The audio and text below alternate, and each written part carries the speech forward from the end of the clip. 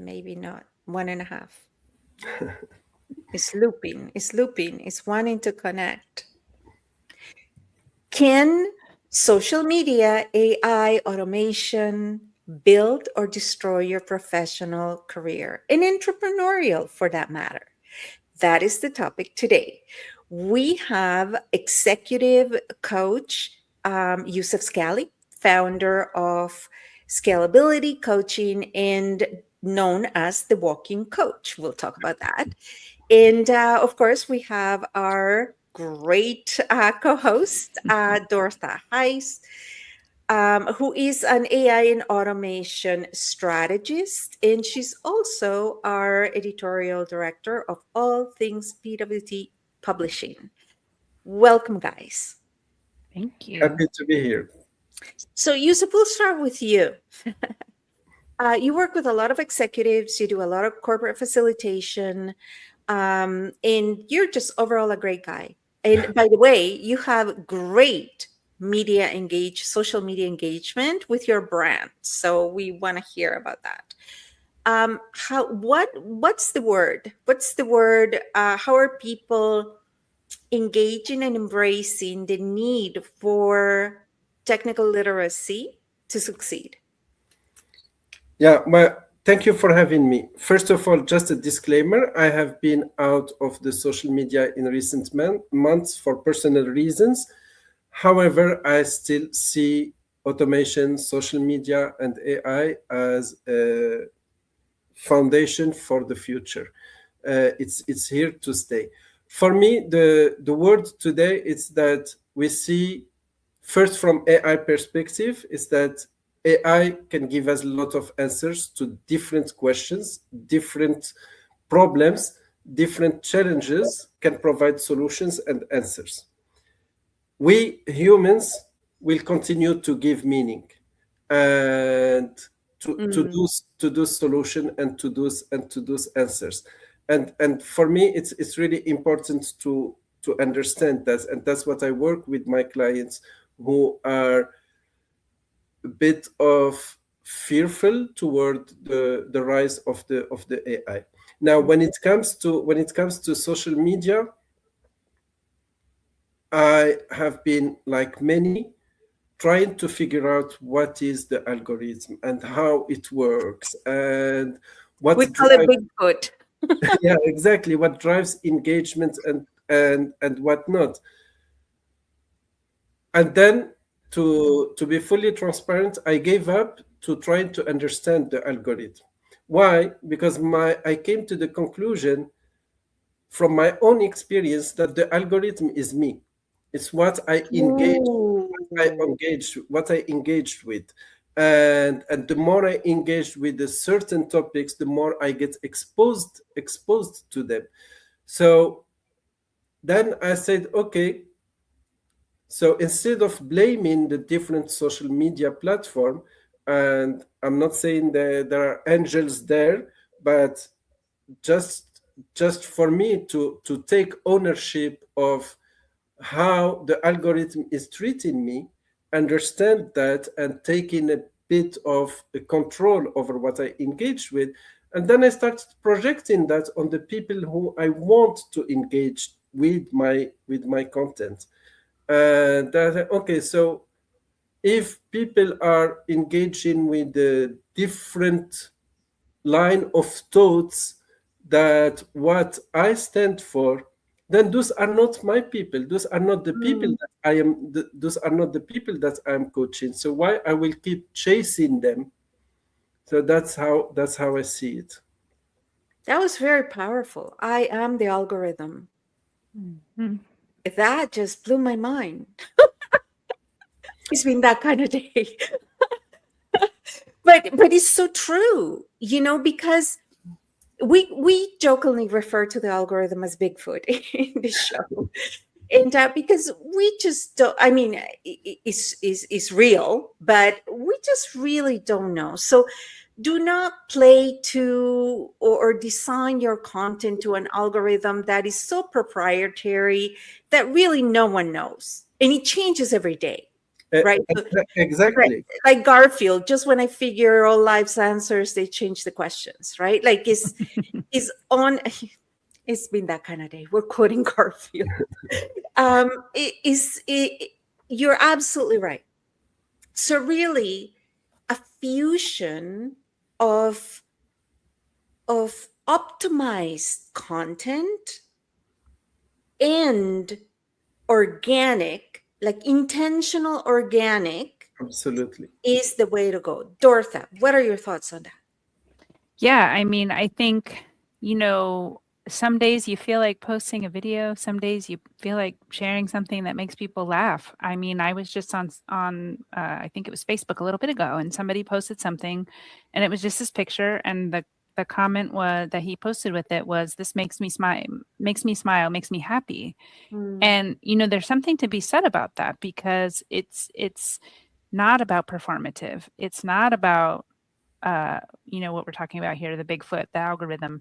It's, posting what's in your lane, so to speak, and it will reach the right people that it's intended to reach. I believe in that, even when you're not paying or boosting. Okay. Yeah. Building on that. Yeah. If you are in an interdisciplinarian, what is your lane? It's a great question. That's a very, very good question, and especially now in the AI era and the social media reach, I would say it's easy and tricky to be multidisciplinary somehow. Yet for me, it's that. Yet is a requirement. Yes. Yeah. Really, to be a generalist, Well, there's an element of requirement to that. It depends, of course, on the fields you are operating in. In some fields, they are still looking for specialists, but in general, yes, I would say. And to me, it's that technology, yes, it's there. AI is there. It will stay. And yes, the big question: will machine replace people? But to me, the deeper transformation, it's not the replacement. So the main lane I see now is the most valuable human contribution, where it becomes the human judgment, the empathy, the ethical decision making, the human creativity, and the human connection. So Dorta was mentioning that comment of "that made me smile." That's so powerful. It sounds as a mundane comment, but that's so powerful. Something that made you smile. And usually we smile when we feel a certain level of joy. And that's no algorithm, no AI will make you feel that. Even if you ask any AI MLL model to write for you jokes, you will read them. It won't be the same smile if it's coming from a human, or the same laughter. So to me, the hidden challenge in this era, it's really not technological. In my opinion, it's emotional. It's really emotional. It's how we deal with our fears from technology. It's from an emotional intelligence standpoint. From an emotional intelligence and what I call emotional adaptability. It's that, how do I stay relevant? How is my expertise becoming obsolete or still needed? Or how can I augment it using the AI? Am I still needed as a person? And that goes beyond the professional professional background. Technology and automation have been replacing humans since the wheel. Yeah, I wrote the reality of it. I wrote an article that got a huge engagement, which was, where do babies come from? Ask dad or ask AI. What answers? That is such a brilliant question.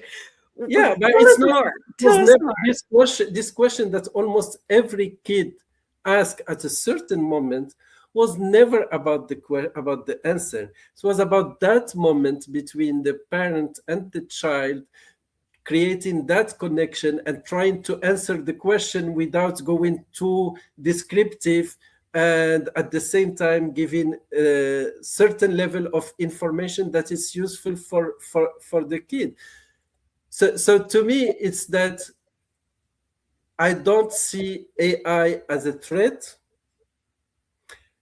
except when it becomes a complete substitute to those moments, those smiling moments, those conversations.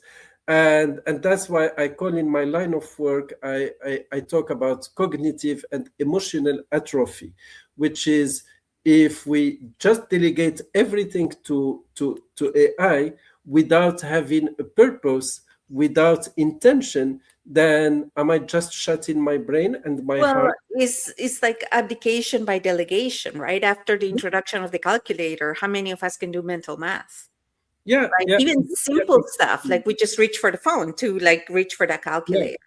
Dortha, Hmm. when entrepreneurs come to you, because you deal a lot with solopreneurs Mhm.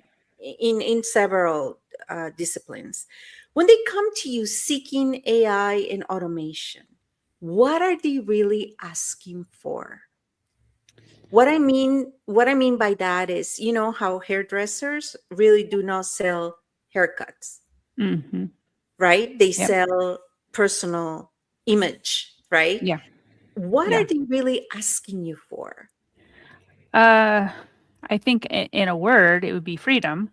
Mhm. Um, and at a deeper level, it's understanding first of all, staying current, right, is very important for a lot of people, and especially for a small business owner, because if you don't know what's trending or what's hot in your market, that can be how you get left behind. It's one of the ways for sure.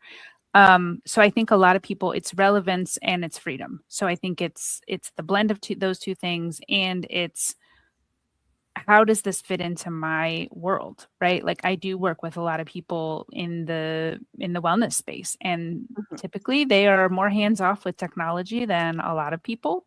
They want to be in with their clients. They want to be in That's that right. community and in that space, and as they should be, because that's where their genius is. Right. And that's why someone like me is a great partner for someone like them, because my genius is behind the computer. Also out front of the computer, but behind the computer, because I'm able to help weave those things together for them so that they know those systems are in place and that they can trust that they're doing what they are supposed to be doing. So when someone signs up for something, it delivers the thing, for And with example. Summit to Your Success, you Mhm. straddle those two worlds, not only just Mhm. the automation, but also your somatic practice. So when you are helping healers Mhm. in people within the health industry automate, you speak their language. I do. Yeah. You understand what they're talking about. Yeah. And they speak So, mine, I'll say. Like, not a lot of my clients, over the years have spoken the, hey, go out and put your feet in the dirt and get some grounding in for a few minutes. Not everybody understands that as a process for, mhm. disconnecting so that they can come back stronger and reconnect more fully. Yeah, for sure. And I find um especially it's generational, right? So Gen X in boomers, I would like to say Gen X, that's kind of the cutoff. That we're not digital natives, right? Is something that we've had to adapt um, at a time when we were adults, right? Like we had to unlearn and relearn. So right now, a lot of people, I'm shocked when I meet a lot of executive and professionals that think AI doesn't affect them, that they really think.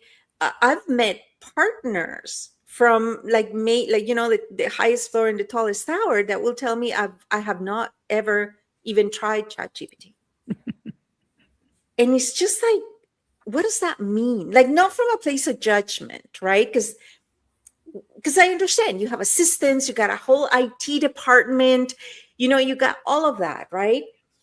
But really, AI and automation literacy just as much as social media for business. I'm not speaking personal social media, which we will touch on, because social media will destroy your career faster than anybody or anything can. However, I don't think being resistant to AI and automation and technology is something we can afford for true thought leadership.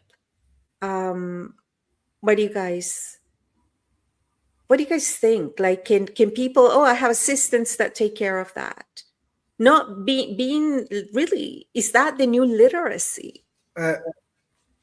Personally, I think that this is missing the the train, if I may call, of the new leadership advantage, or the new leadership and the new leadership demand as well. Because in the past and for years, leaders often meant that being a leader is that meant having all the answers, solving all the problems, having the expertise. But today, answers are everywhere on social media and with AI.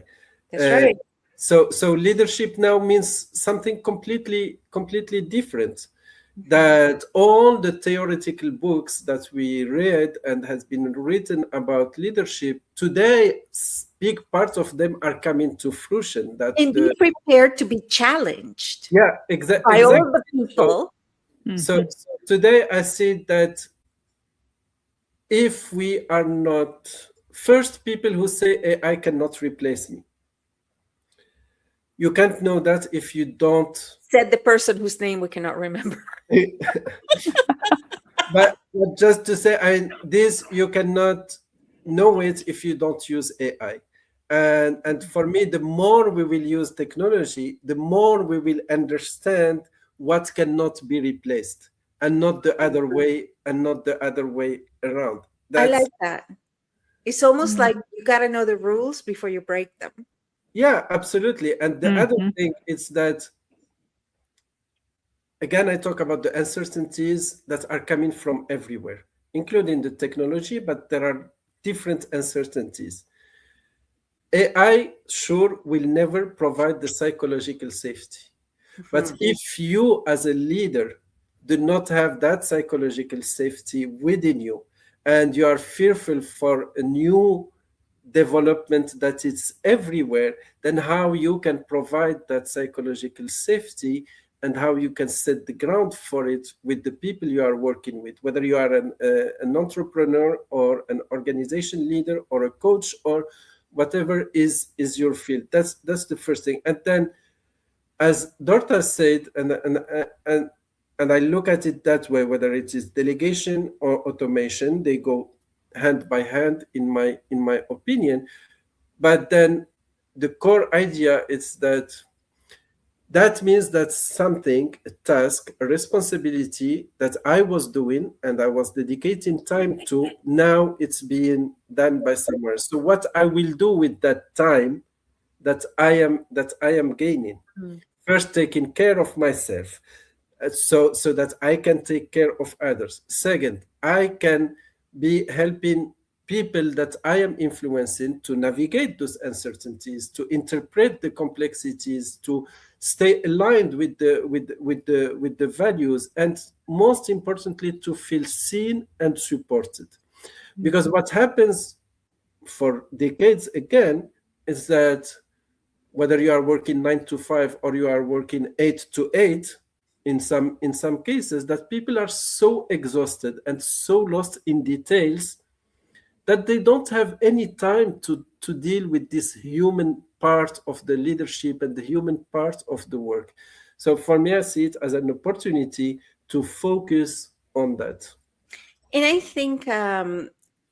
think missing out on really becoming proficient in utilizing AI and automation as a tool, which is what it's designed to be, is a machine that helps accelerate, just like a calculator, helps you do better math, or a car gets you there faster.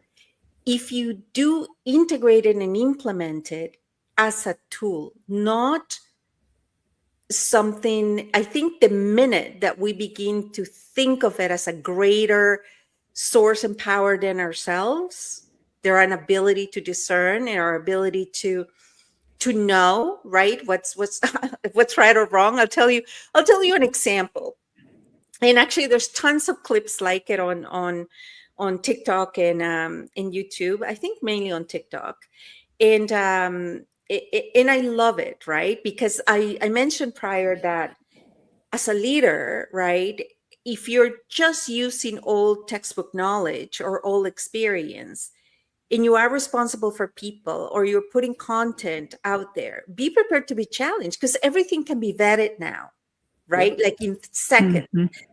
But I was asking AI, and I'm actually teaching my realtors how to utilize AI in Gemini to, do better market research on their own listing, where something before was really left to experience, right? And it wasn't intentional that I was teaching them. I just happened to mention that I was curating my listing through Gemini and AI. And I was saying, so what's wrong with this listing? How can it be better? Like, what do you, like dissect it, right?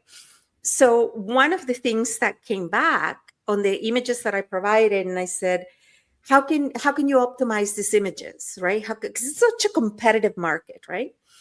So one of them, I forget which one, so we shall protect the innocent AI, said, things like the dog bowl, water bowl, should be removed. I'm like, excuse me?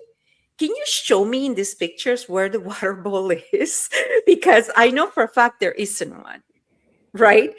And it's like, well, on the third picture, show me, circle it. Like, tell me where in this image there is a dog bowl, water bowl, right?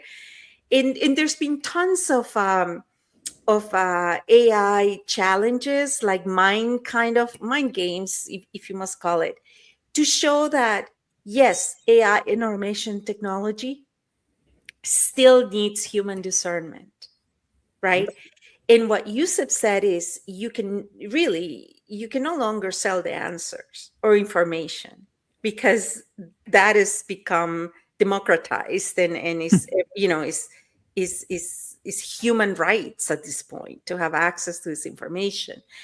But the discernment and the calculation and the evaluation, in your case, Dortha, the Mhm. connecting the dots for a better flow and experience of someone's clients, Mhm.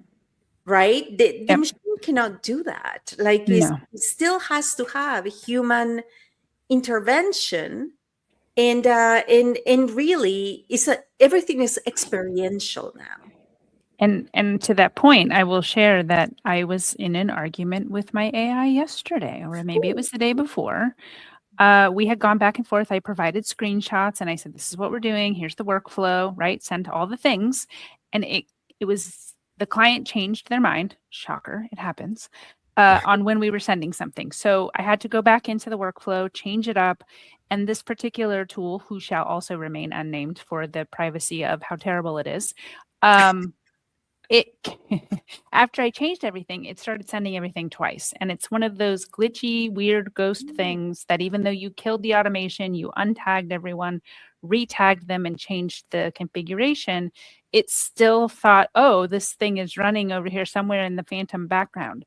So I had to go back and forth with the tool I was using, the AI, to figure out the time difference that I needed to set up these emails to go out.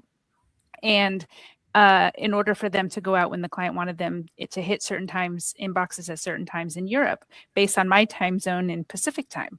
So it was a very big, get the calculator out, do the math. Also, though, knowing that I'm like, no, that timing isn't right. That's not going to work. We need to go back and go back. And it's to that exact point, Carolina, we can't just trust the output that the machine is giving us just because it's the machine. It's not, bona fide fact. Yeah.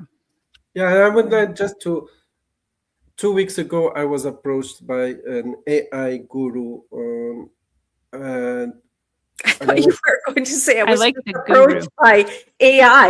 on the I'm and I street. was, curious to see where this is going. and I was curious to know what they had to offer. Mhm. So the person went through my profile, knew a bit about me, what I do, and the whole sales pitch was, we can build an AI agent for you Mhm. that can do your coaching for you, so you won't have to coach anymore.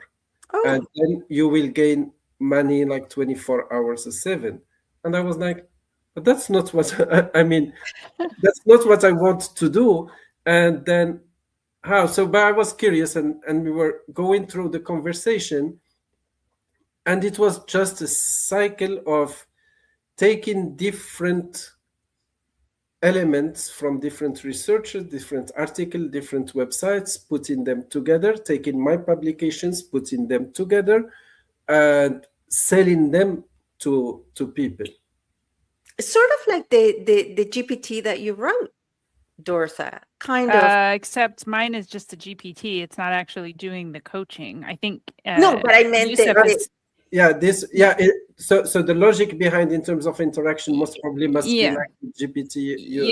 you did, but the whole idea it was a full ecosystem from start to Mm. finish where I am not present, But and with the what would client. be the attractiveness to that? There's a lady, and again, we're protecting the innocent today. It's a long story, but Yeah, I there's a want just to lady that continue on that. I want just to yes, continue on this because for me, I see it as a danger, especially in the coaching field. Agreed. That's I see it as a Mm. danger because Hmm. to me it's that in this AI era, my biggest currency is my human presence. That's right. And my clients get surprised when I tell them, I ask them bluntly, did you ask any AI these questions that you are raising oh, today? And they I like good. that. Hmm. say, what? And most of them, 90%, they already did. Like Mm. WebMD. But, but, You but, but because self-diagnosed before you but came. because they think that this will offend me as their coach if they tell me. So I open the door for them. And then I encourage them even to do it more. I tell them, come and we will discuss that. Hmm. We will interpret that. I will be there to listen fully to you, to pay attention to your interpretations of the answer, and to be really emotionally available with you on that, and creating that space for you where you can explore the answer. So yes, it makes my coaching more efficient that way rather than having the session, because I had clients before who would have a session with me, we will exchange and explore different areas, and then they will come after 2 weeks with a completely different approach, and then I could sense that ChatGPT speaking. It's not the client that I met 2 weeks ago. Hmm. And I say, you know what? I'm not competing with any AI. There is no. Mhm. I'm not there to compete with AI. Plus, it's not about quantity. Look, what we do as clinicians and practitioners is the quality, is that bank of knowledge and research and study and all of that, and the ability to not give a quick one answer fits all, Exactly. Yeah. right? To Is listen interesting. So and interesting. and to be able to weave in, oh, a few weeks ago we talked about this, and like maybe that's something that's shadowing in that conversation at the present moment, right? And AI isn't, they can't remember, like you have to tell it, go back and remember, reflect, go look at that document, whatever it might be. You have to be the one that tells AI that.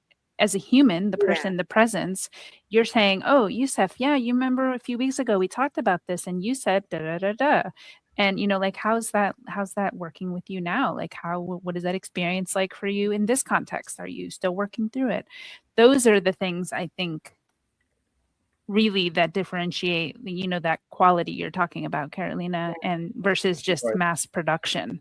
I've been hearing that same kind of thing, Yusuf, about, oh, you can just replace yourself with an AI and it just, I don't know. And it's not about replacing, really, it's not about Mm-mm. replacing anyone. It is about transforming the way we do things. Enhancing. That's so really at a leadership level, in an entrepreneur, where you're a thought leader, entrepreneurial, you're a rising, star in the workforce. Being AI and automation illiterate will damage your career. Do you need to be a coder, programmer? Like, no. But you do need to have a basic understanding of how does it impact what you do and those you serve. And we'll continue having conversations about that. Yeah. And Yusuf, we appreciate your insights into executive presence and professional mobility and its impact on technology. And If I want to leave, if you allow me just to leave the audience with one key questions to me and to reflect on, because there is no more question about how intelligent will AI or will the machines become. It will continue being there, but to me the real question to reflect on, it's really how intentional will we be about remaining human and not trying to replicate or to do what AI do and say I can do it better, but how I can remain human and even become more human. I Thank you. love it. I love it. Dortha, last words? I don't know how I could improve upon that. I mean, I think, just remembering that you don't always have to be the smartest person in the room, I think is the companion piece I would say to that. And it's the thing I feel leaders are a little bit struggling with and feeling like, oh, but if I don't know, then that makes me look weak. And it doesn't. It actually having smarter people around you helps enhance and uplift everyone in the room. You have to be the best student in the room. Yes, for sure. Thank you, everybody. Brilliant. Thank you. We'll come back to how social media can build or destroy your career. Just social media. So thank you to our Bigfoot algorithm and to Yusuf and Dortha. Until next time.